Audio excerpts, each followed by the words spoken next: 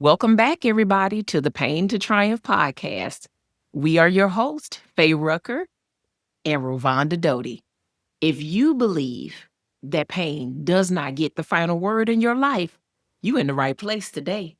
Today's episode is powerful, it's purpose driven, and it's proof that community changes everything. We are honored to welcome Andre Wright, founder of New Culture AZ, an organization built on one foundational belief. We were made for community and no one thrives alone. In 2025, 206 young adults aging out of foster care were supported through stable housing, consistent mentorship, education, employment pathways, and emergency stabilization through Project Blue. This is proof of the growing impact he is making in the extended foster care community. Get ready, y'all, because today we're talking about leadership, we're talking about legacy, and what it really means to build a culture that lasts. So let's go ahead and dive in. So, Andre, welcome to the show. Thank you. Thank you for having me. We appreciate you being here.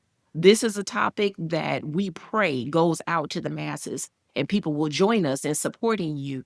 Let's get into it so people can understand your purpose, how all of this got started. Let's start out by me asking you this. What was the defining moment that led you to start New Culture AZ?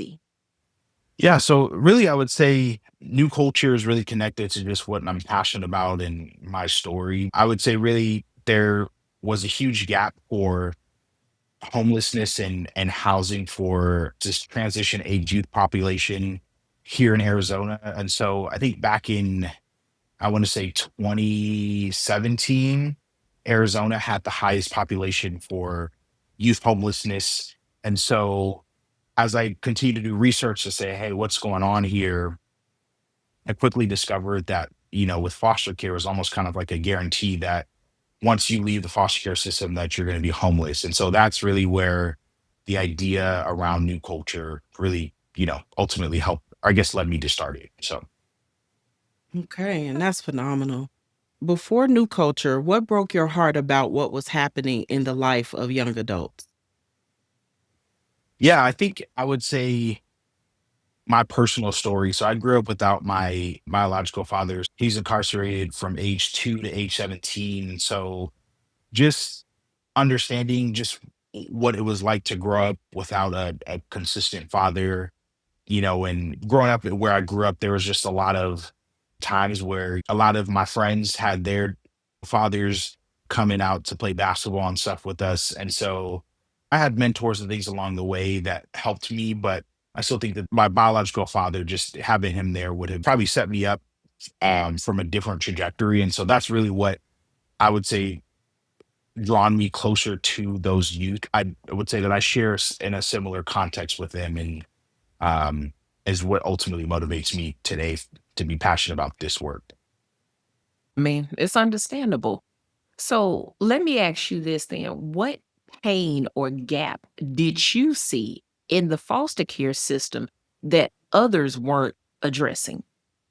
Yeah, so really there historically has been no services for youth aging out of foster care, from housing to teaching them life skills or really anything. So a lot of these youth, when they are turn 18, they're kind of expected to be, I guess you can say, ready for life and ready for independence. But a lot of them are, because they come from group home contexts where it's not really family oriented, and um, a lot of those life skills aren't maybe taught, or there's just certain variables that they may not be able to reach independence.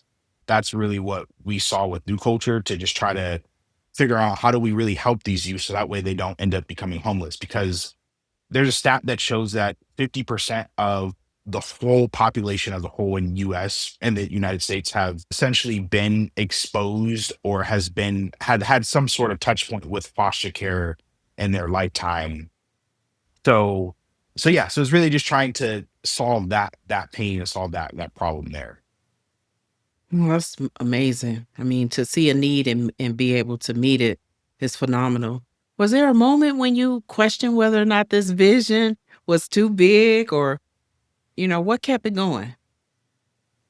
Yeah, I would say I feel like you always have that doubt of, is what we're doing worth it? At least early on when you're trying to start a system or you're building a business around what you're trying to do. A lot of times people are going to say no early on and are not really going to understand your vision and are not going to really understand what the need is. And I would say then I probably took those no's a little bit more personal at those times, because I'm like, hey, this is good, gospel work, but not everyone sees it that way. And I think that in hindsight now, I look at it and I would say like that's okay if people say no. It's not anything that's personal about me, but I think early on there's definitely concern. I guess times where I doubted, like, should I even been doing this? And is this even really worth trying to grow what we're doing? That's a great attitude to have too. And I'm sure those doubts, you human, some of those doubts are gonna creep in, but thank God you didn't let that take you away from your task and you stayed on that path. So let me ask you, I've heard you say, and I've seen on your website where you say young adults are the heroes of their own stories. What does that look like in real life? When you say that, what do you mean by that? Yeah, so I think that when it comes to our work at New Culture, I think some of our other partners too, and really just all the community partners and also the stakeholders, I think that our work certainly matters. And I also think that when it comes to youth, that everyone has their own unique story. And so, I think it's helpful at times when youth are able to connect to mentors and things like that, and maybe work with people that have similar experiences. But at the end of the day, they are the ones that are continuing to navigate through their unique journey and are really, I guess I would say, conquering maybe those mental or barriers that are helping them grow into a positive adult. And so for us at New Culture, it's really just highlighting that at the end of the day, like, you are a human, and we really want to bring and show dignity to these youth, and our services and our community partners make a huge difference in terms of youth. I would say, thriving and growing into independence. But I really like to say, like, hey, you are ultimately the one that's can jump high. We really we're the trampoline that's going to help you jump higher. So that's what I like to say when it comes to youth being the heroes of their story. I love that analogy of the trampoline, you all being the trampoline that's helping them jump higher. So that leads into my next question. How does stable housing change the trajectory of someone's life? And then also, what is for our listeners, what is Project Blue? So when it comes to housing, really the main key point that really allows for, I think, all humans to thrive. So I think when humans are kind of working from we're talking about mental health or, job stability and things like that, I think housing is really safe, and stable housing is really the first key piece that is necessary in order to get humans into a stable place. And so for us, that's really what our focus on is: how do we provide that support through housing? And we really want to invest into quality as we're opening up new beds, or, just inviting youth into our program. And so that's really what we do on the transitional housing end. And that's kind of our, I guess I would say, the first exposure or experience that youth have when they come to New Culture. But then, as you mentioned, Ro, we have Project Blue, and that is essentially geared towards what happens when youth leave our program. So how are we saying, hey, you're moving from a group home to our program, and we're going to really help navigate through this transition period for you to gain independence. But then also we're going to provide money for you to get rental assistance or deposit assistance and furniture, and essentially kind of give you like some startup funds to help you in transitioning on to your own apartment or your own preferred living situation. So that's really what Project Blue is geared towards, is really providing that support for youth outside of our program. That's amazing. Is amazing. Like, I loved reading on your website the phases that they go Mhm. through and how you're transitioning them into adulthood. They may not have had someone to show them, how do you do this? And people just assume, oh, you're 18, you've aged out. Okay, go be an adult. Well, you have to be taught those skills. You have to be shown those things. So I love the fact that you guys are not only providing housing, but you're providing so many services like therapy and counseling Yes. and money towards rent and utilities and teaching them how do you pay your bills, when do you pay them, what's left over after you pay Yeah, your bills so budgeting. you can actually live. Yep. Like, I love the model of how you guys have that set up. So tell me this, what's the difference between helping someone survive versus helping them truly flourish? Yeah. So I think from a survival perspective, New Culture could design programs where it's just like, hey, we're just throwing money and just paying bills and maybe just only aiding like maybe the symptoms of the problem. But Okay. really, we're trying to get to the root and really get at the core of everything that we do is really trying to build relationships with these youth. So that way, when we describe flourishing, that it's more about our full holistic approach, Mm. and it's not just that, hey, this young adult, we're just getting the rent and you guys kind of figure things out yourselves. Really, we want these youth to learn more about themselves. We want them to discover, and I think that that's part of what flourishing could look like, is that full holistic approach where we're navigating through this transition period. But I would say, really, for us, we want youth to have hope and really to explore all facets of what life has to offer, from spiritual component, a physical component, a financial and psychological tenet as well. And so that's what really, when we talk about moving from survival to flourishing, we really want to say, hey, how do we invest our resources and get our youth all the support that they need so that way they can flourish truly in adulthood. I absolutely love that. I love that you are taking them to a place where it's some connectivity. Because when I think about flourishing, I think about root, being really grounded. That leads me to my next question. New Culture was founded on the belief that we were made for community. Why is community so critical during the transition into adulthood?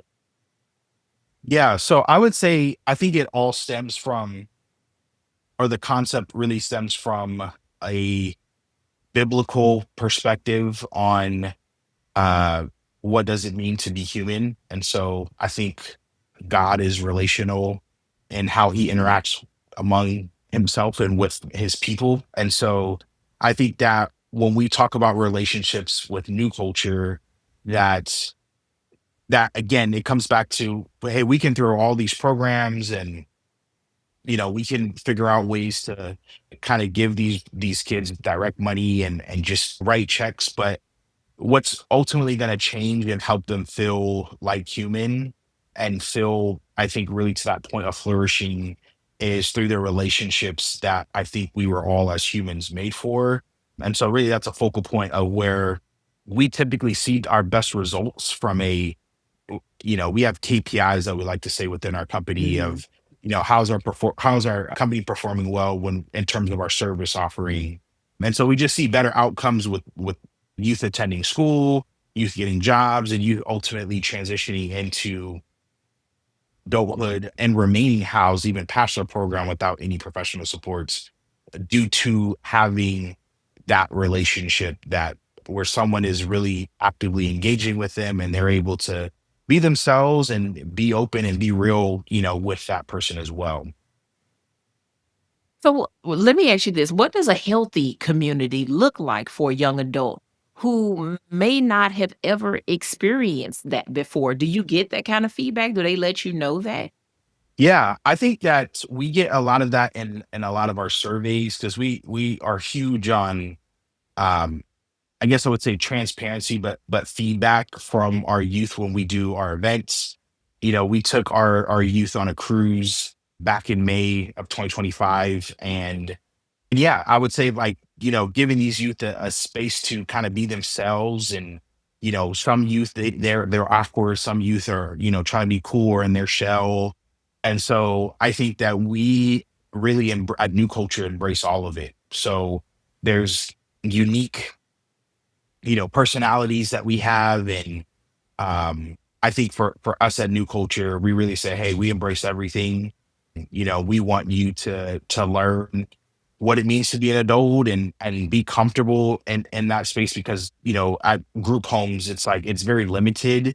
And you're dealing with probably 10 other kids that are in one house, and you're trying to figure out yourself, and there's not maybe that attention that an agency may not necessarily be able to provide for that young adult. But here, our style and approach is very individualized. It's very tailored to what is best for you, and we actually put youth in the driver's seat of their goals and their decisions and things like that. And so, yeah, that's how we wrap around with that. That is phenomenal. I think when you were speaking, I was thinking about, man, I didn't take my first cruise until I was fully grown, adult, Okay. and big. Was 40. They went on a cruise. Look, that is amazing. And even when you talk about the relational component, I think about what does a spiritual mentorship or a faith conversation play in the New Culture community? You previously spoke about God being the relational component with him and us, but tell me a little bit about what role does spiritual mentorship or that faith conversation play? Yeah, so for us, it really starts from our team that we hire, and our owners, that myself and the other owners, we all are Christian, and really care deeply about the work that we do. So even when we're making decisions about opening up new homes, or which direction should we go with further enhancing like our service offerings, or the people that we hire, right? Those decisions are all met with prayer, and or I guess our process through prayer. Additionally, with our main team that we collaborate with, or that's doing the direct care work, we pray every Wednesday as a team, and kind of are transparent about what are the things that we're going through, what are the things that our youth are going through, and opportunities. So it's really a place for us to talk to God, and share those things. And I think it's awesome too, because I think that not everyone would say that they identify as Christian, I think, on our team, but also to the youth that we serve. But I think that from our approach, we really want to create an invitation and a space for youth to explore that maybe haven't in the past, or maybe have had different experiences. So we also collaborate with churches, and we are also planning to, which is very interesting, but we're also planning to do a Bible study here pretty soon with a church that wants to help. And we actually have some youth that are actually very interested in, like, they're like, hey, when are you guys gonna be starting this up? I know that you guys have been talking about it, but our agency have just been growing so much that it's been hard to kind of get some of those like new programs and run them well. But yeah, that's what I would say in terms of faith. Because of our work, like, we have to allow youth to kind of explore those things themselves, but we also are able to still engage and have those direct conversations around faith. So Oh, that's beautiful. It is. And so I want to dig a little deeper into that. And I want to go deep with you for a second. sure. As a man of God, because you said you're a Christian, how does your faith shape the way you view these young people, their identity and their potential?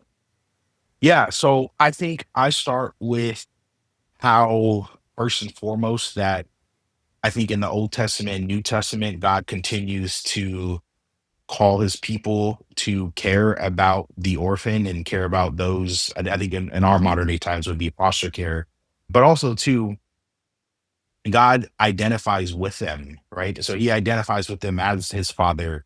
And so I think what's, as I mentioned, unique to my story, growing up without my bio father, you know, God said that he's the father to the fatherless. And so I think for me, that helps guide me, and is a way to maybe connect dots for certain youth that don't maybe have that, or maybe there's just been some issue with their parents that has caused them to be in foster care.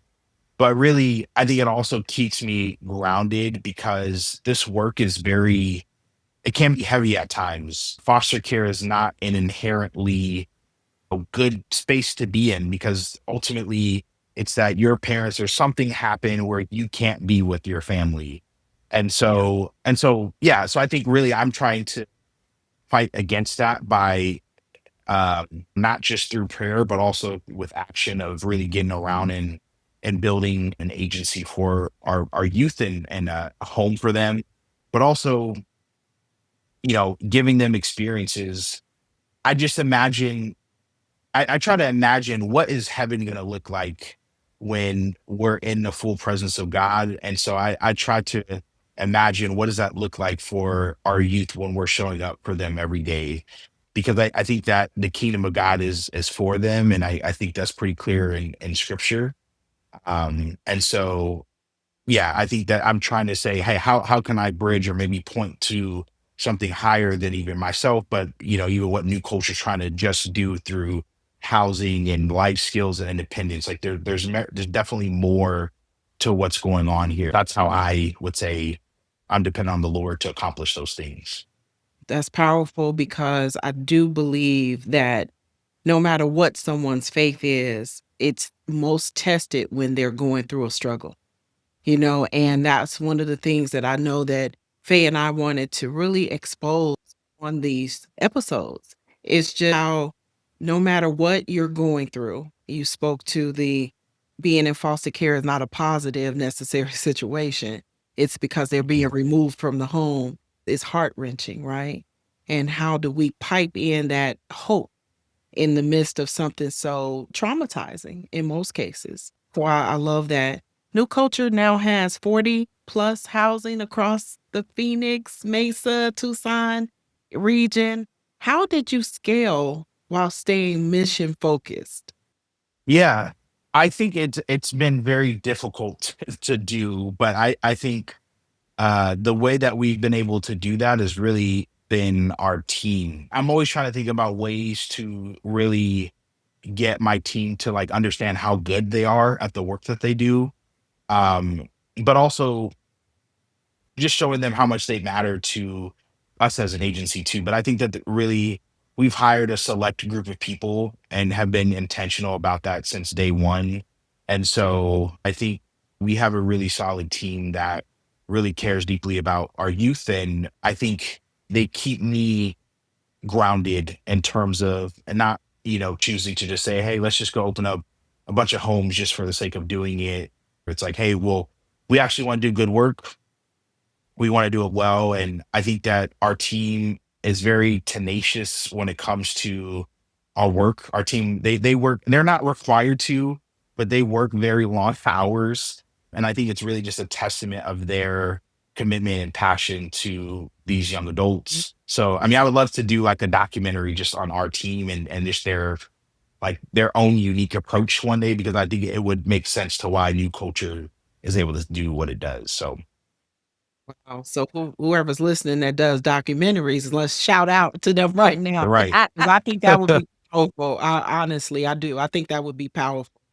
Um, I had an opportunity to volunteer at your Christmas event, so I do know your team is pretty awesome. Yeah.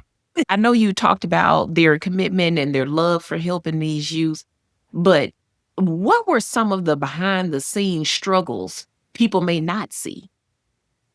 Yeah. So I would say I think for us, like again, starting a business and wanting like trying to meet a demand that is pretty high. I think I would say from our staffing standpoint, we did have some challenges early on with just people who I think it's just one of those things where you're trying to figure out who's going to be on this bus and who's going to be on the mission, as we're continuing to grow. But I additionally there's a lot of stuff that I think people don't understand when it comes to entrepreneurship and business, and that it's not as simple and easy and glorified as it is today in our generation and culture. There's a lot of like man, I got to wait for this money to come in order to pay this. And, there's just a lot of complexities and new culture. It's not like we had a different company that was doing this prior. And in fact, there is no other agency that's doing what we're doing at this scale. So a lot of the things that we're experiencing are all new, and there's not a rubric, there's not a consultant that we can reach out to ask for help as to what does it look like for our transitional housing agency. So yeah, I would just say it's just that it's just, through staff, and then also just navigating through the complexity of building systems, and that you kind of have to you kind of some parts of it is just you're gonna have to fail and kind of be okay with in order to learn to see what works. Yeah. You right. That is the truth. I do know that when you were speaking, it's like you created this blueprint, right? And there is no point of reference because when you're a trailblazer, you're kind of coming up with all of the structure of it real time. Mhm. So how do you prevent burnout while carrying such a heavy and meaningful responsibility?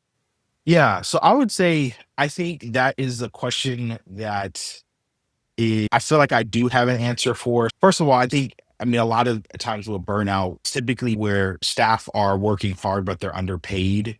And so our team is paid very well in terms of our compensation package and what we offer, and provide that support to the team. But I think additionally too, I try to have like a space for our team to have fun. So we do retreats together. We try to go somewhere new, or we try to go, we have a retreat like twice a year. So we have something in the winter time where it's kind of a reflection, but then we also have something in the summer, which is a little bit more fun, where the team's able to kind of choose where we're going. Like this summer, we'll be going to New York, and just kind of have an opportunity for us to kind of connect and kind of not take ourselves too seriously.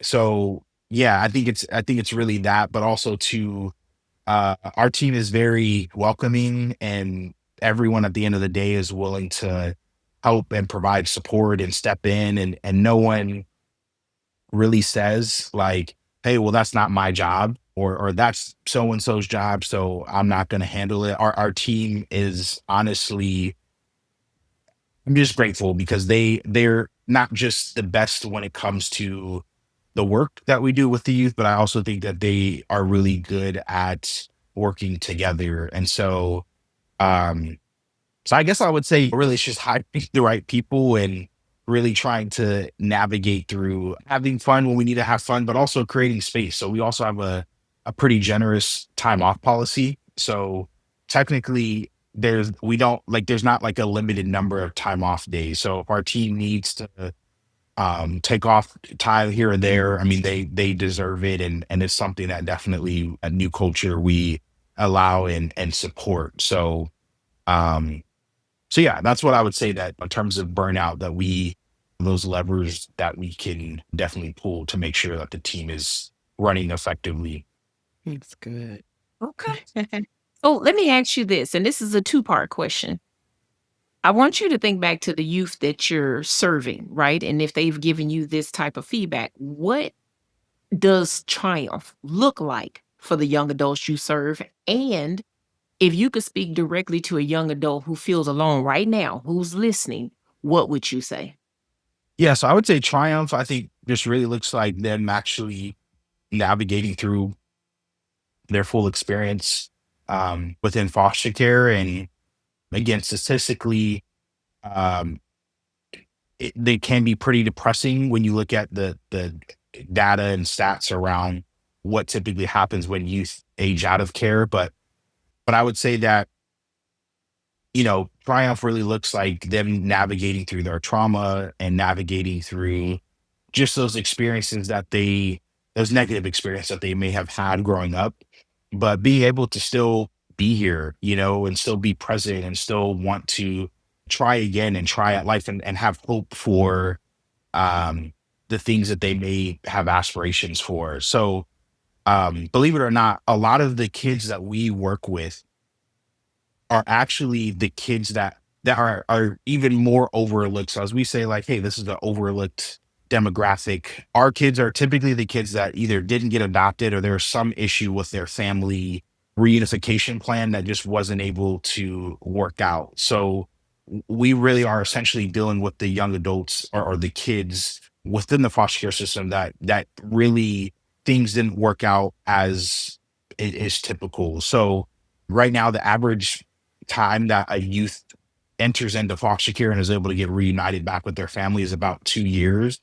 And so that means that most youth that are in foster care are ultimately going to be going back with their families and they're going to get that help. But for a lot of our youth, that's just not the case. So I would say that I think that's ultimately what Triumph looks like. But I think for the youth that is listening to this podcast right now, I would say that there's definitely support, and especially in Arizona, New Culture, where we don't just stop at age 21. We have support past that, and ultimately too, there's definitely support, and there's definitely people that do care. And it's not just New Culture. There is other agencies out there that are stepping up in huge ways in Arizona and also nationally too. But yeah, I think that would be my encouragement, and my hope is to see that you don't have to be alone, that there is actually support that is here now and is definitely growing. Good. What legacy do you hope New Culture AZ leaves in Arizona and beyond? I would say I think legacy wise, I look at it more of like a individual level. So from a legacy of how did we actually do with every youth that we served? What impact was made? What was the outcomes that we truly helped out with youth there? And so I guess I say that too because typically when I think of like I want to have 100 homes, I start to think about those things. But that's stuff that doesn't really matter to us from a leadership level as an agency. I think we really care about like, hey, this young adult came in our program today. We know that they're going to be with us for the next 12 to 18 months. What were they able to grow? Do they feel independent? Did they get their skills that were necessary? And that's what I would say is what legacy I think for us looks like, is that even if New Culture wasn't a thing in 5 years from now, but we really made an impact with the individual lives of the youth that are in our program and that have definitely came back to participate in our events and provide mentorship and things like that to some of our youth. Like that's what I think true legacy looks like for New Culture. Yeah, that's wonderful.